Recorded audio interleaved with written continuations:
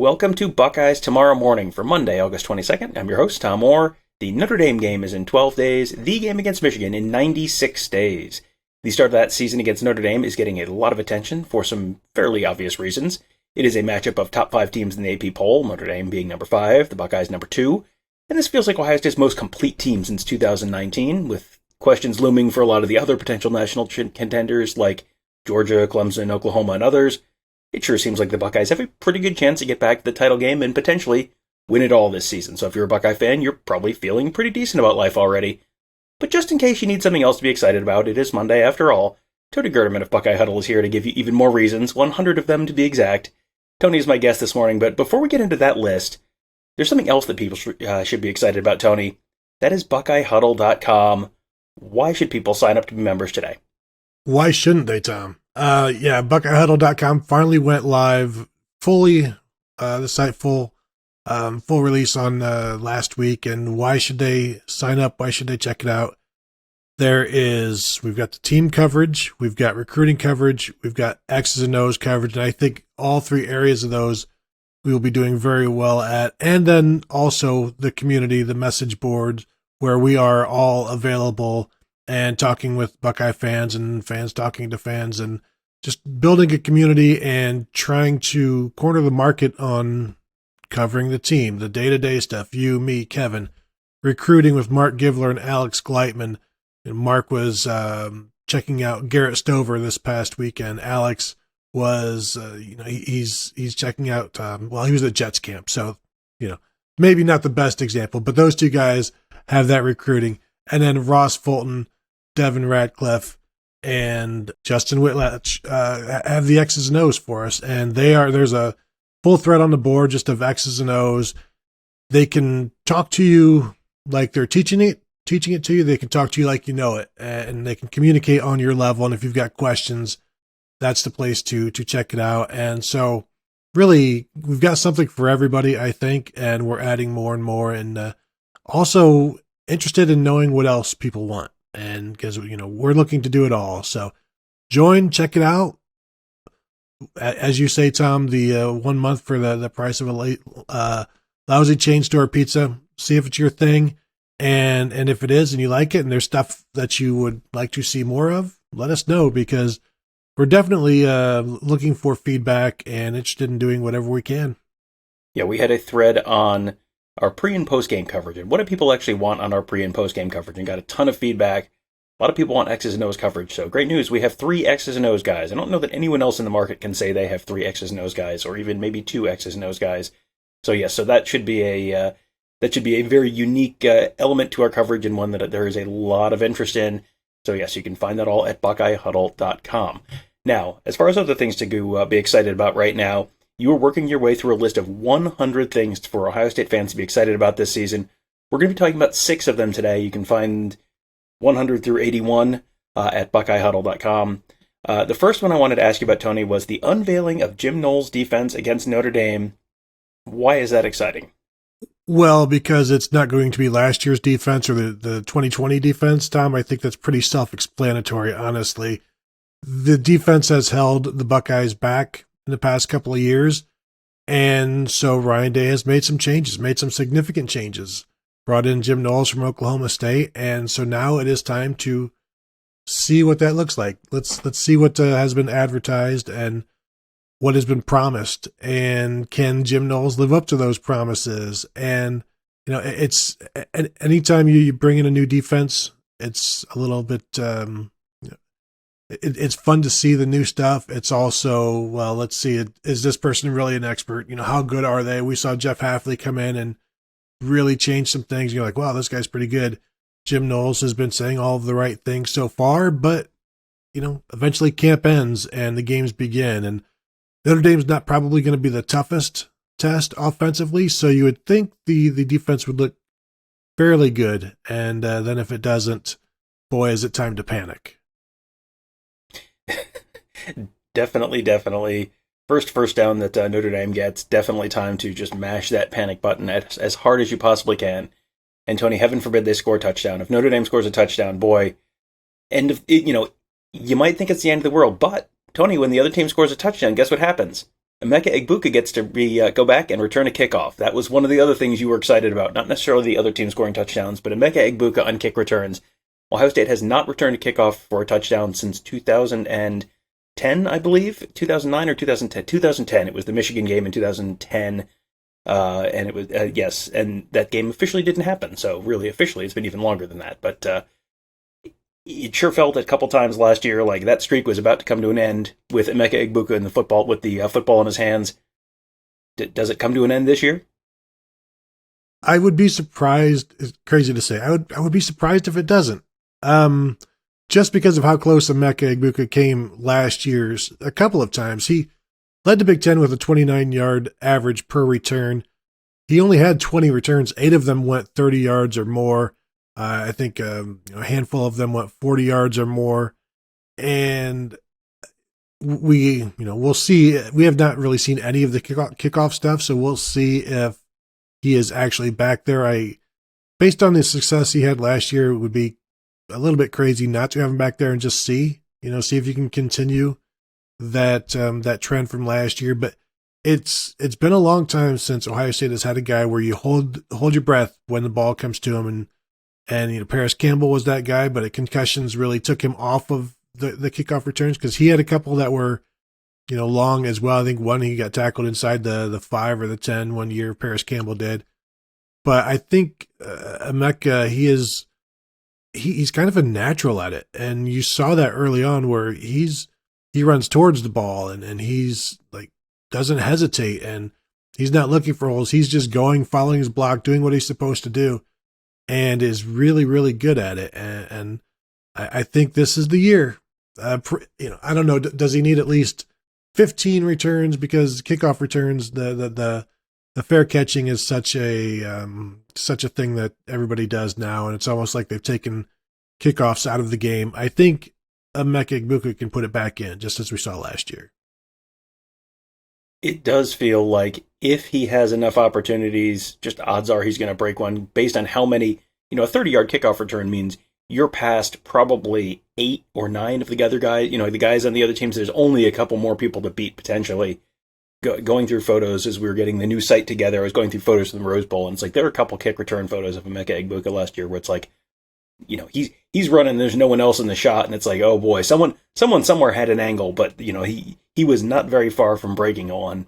He also was not very far from breaking a long one in the passing game last year against Akron. He had, I think, an 85-yarder where he got tackled inside the 5-yard line. Potentially a big play guy on offense. But, he was, we had sort of been talking about him as potentially an inside guy. It looks like he's maybe going to be playing more outside this year, potentially battling Julian Fleming at the Z spot for time. And that's because, well, Tony, they've got a guy at the H spot. They have a guy in the slot. His name is Jackson Smith-Njigba. He's done some stuff. He's put up some production over the last year or so. And great news, Tony, he gets to go up against other teams' nickel corners pretty much all season. How do you think that's going to go? Yeah, and that's kind of an underrated thing where you look at the defense and their top 2 corners, your top 2 pass defenders, your top 2 man cover guys are outside corners. And then it's like your third best guy that you put in the slot, or maybe it's a safety that you put in there, and they play safety because they can't play corner. And good news, that guy is the one defending Jackson Smith-Njigba, who may be the best receiver in the nation. And defending a guy in the slot is very difficult because you don't have the sideline as a defender. You have, there's no telling where they're going to go on any given route. And they have option routes where they will go based on what you do, and the quarterback reads that. And so no matter what you try to do, there's always an answer in the slot. Really, about the only thing you can do is get to the quarterback, and that's not going to be a guarantee every time. So when you have your team's third best corner, fourth best corner, fifth best corner playing that position, it's an advantage for Ohio State, and it's an advantage for Jackson Smith-Njigba.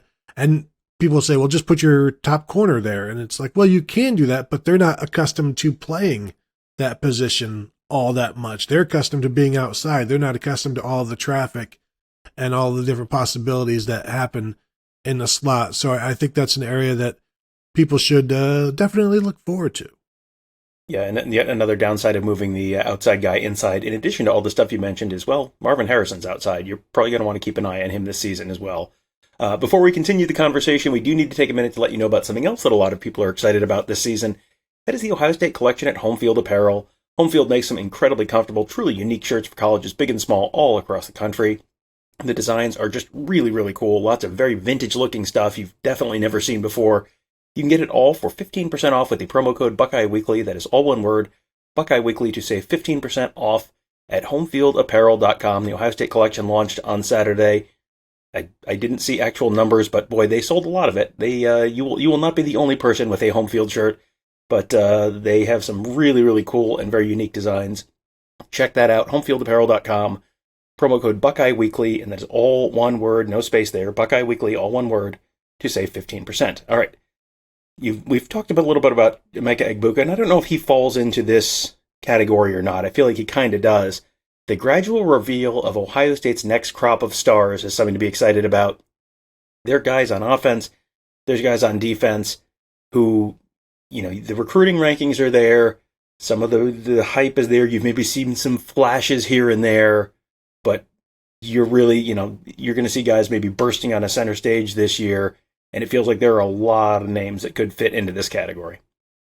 Yeah, and the example I used when I wrote this was Chris Olave, who we heard a lot about during camp and didn't play much until about mid-season, where you saw him playing a little bit.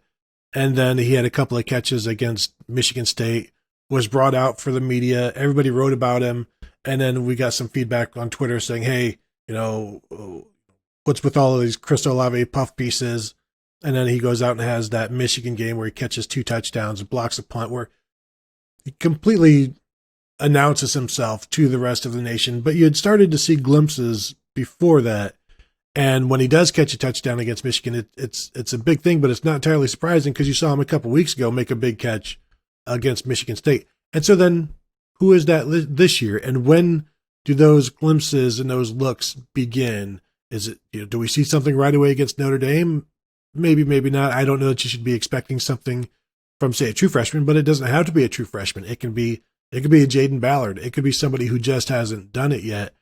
And for me, that's one of the great things about college football is every year you may lose people, but every year you're bringing more people in. And it could be somebody, it could be a redshirt freshman, could be a redshirt sophomore. Look at what Steele Chambers and Tommy Eichenberg did last year as redshirt sophomores, really never playing before, defensively at least. So it's just this opportunity, season-long thing.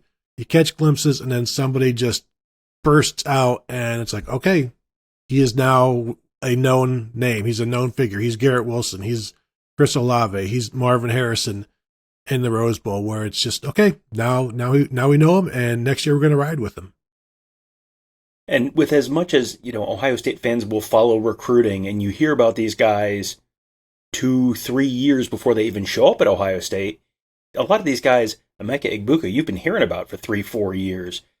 JT Tuimoloau, you've been hearing about for 3-4 years. I mean, there's a lot of these guys who are, Jack Sawyer. I mean, Jack Sawyer, Sonny Styles. Sonny Styles should still be in high school, and I remember talking to Mick Walker about Sonny Styles in 2020. And, so these are guys who are still just starting their college careers, or just, in that second year where you're starting to maybe have an opportunity to make an impact.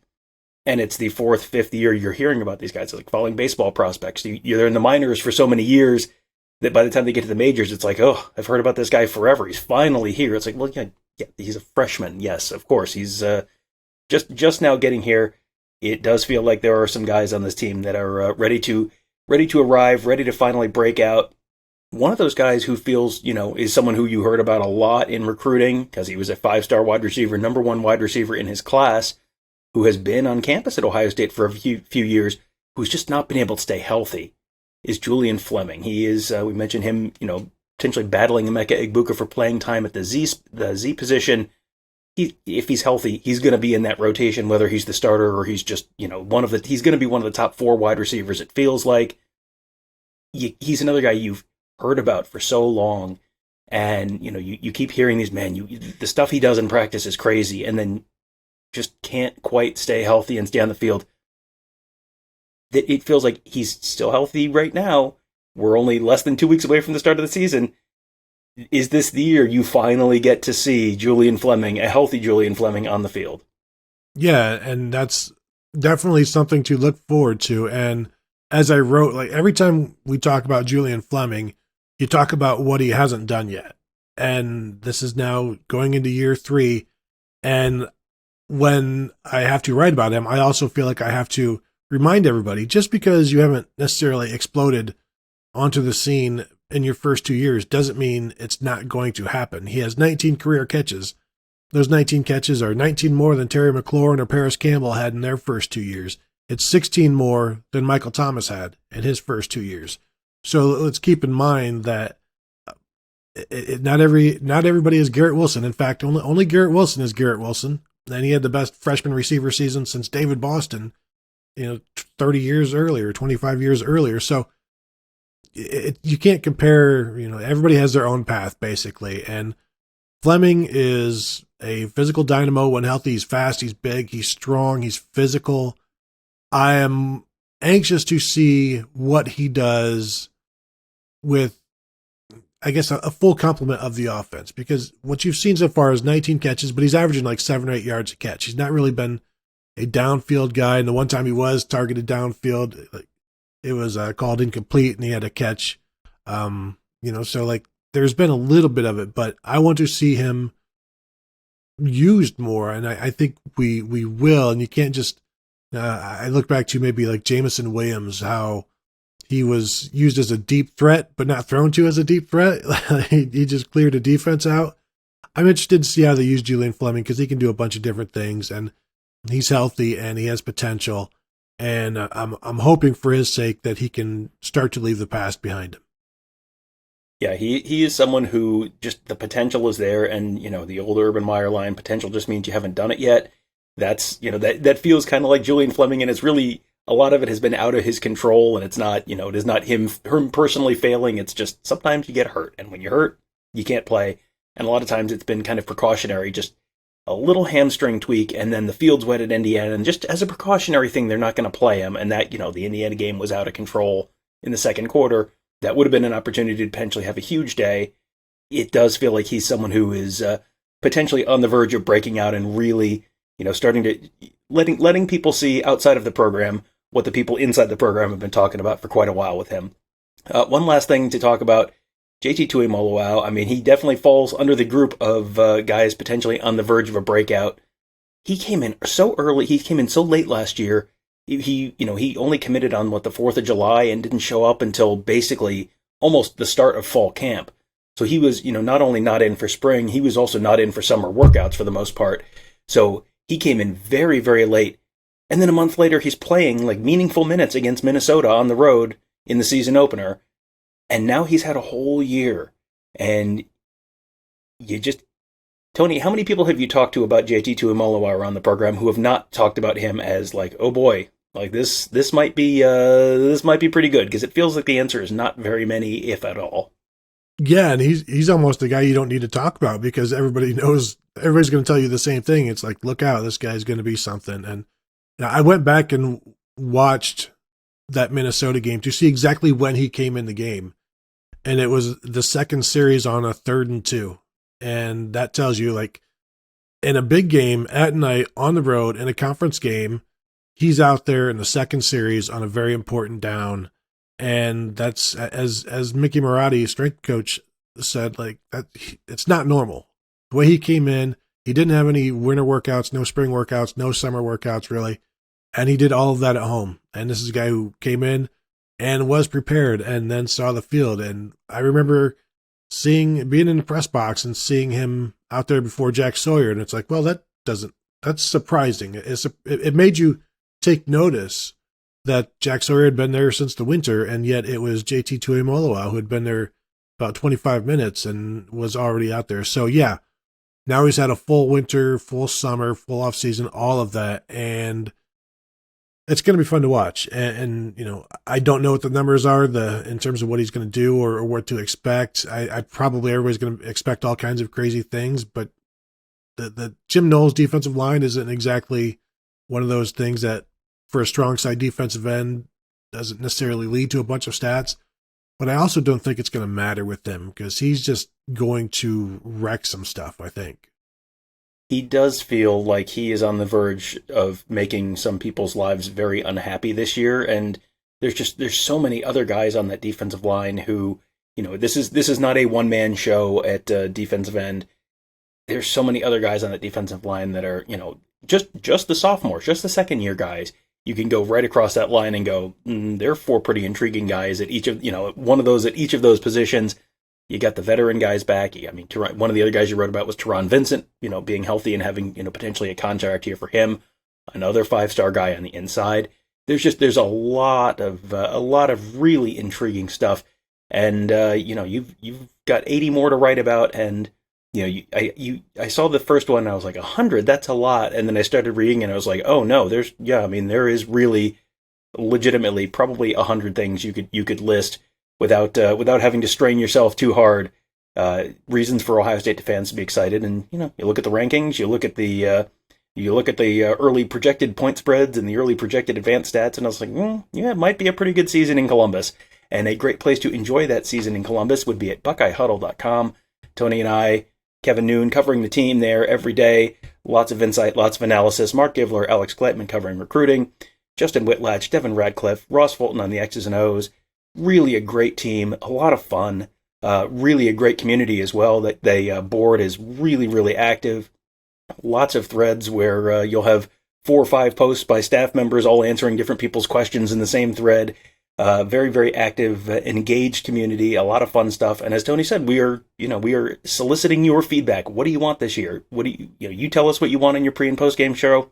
We'll give it to you. That's what we're here for. We're here to give you what you want. So show up at BuckeyeHuddle.com, get yourself signed in, create an account, and get signed up and enjoy what should be a very, very memorable Ohio State season with a fantastic team of insiders that really I don't think anyone else can match it in the market. So that's all at BuckeyeHuddle.com. That'll do it for today. Thank you guys all for joining us. Have a great day. We'll talk to you tomorrow.